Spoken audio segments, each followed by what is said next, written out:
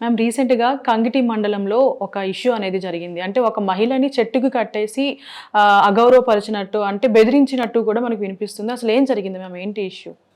మహబూబ్ నగర్ డిస్ట్రిక్ట్లో ఈ కుంగ్లీ అనే ప్రాంతం ఉంది. ఆ ఊర్లో ఒక భార్యాభర్త. భర్త ఏమో ఈ ప్రైవేట్ బ్యాంకుల్లో ఇన్వెస్ట్మెంట్స్ అట్లాంటివి చేయిస్తూ ఉంటాడు. భార్య ఏమో అంగన్వాడీ టీచర్గా పనిచేస్తుంది. ఓకే. అయితే అతను ఇన్వెస్ట్మెంట్స్ పేరుతోటి కొంతమంది దగ్గర డబ్బులు తీసుకున్నాడు. ఓకే.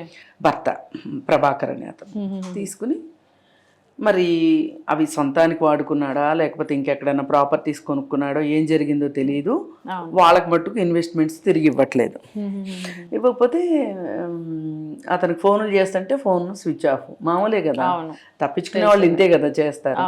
ఇలా చేసేసరికి వాళ్ళ వైఫ్ ఉంది కదా వసంత కుమారి, ఆమెను పట్టుకుందాము, ఆమెకైతే తెలియకుండా ఉండదు కదా అని చెప్పి వాళ్ళు స్కూల్ దగ్గరికి వచ్చారు. వచ్చి అడిగితే నాకు అసలు తెలియదు, ఎక్కడ పోయాడో తెలియదు అని అంటే వాళ్ళు నమ్మలేదు. అందుకని ఆవిడని బలవంతంగా తీసుకొచ్చి చెట్టుకు కట్టేసి నువ్వు చెప్తావా చెప్పవా అని బాగా బెదిరించారనమాట.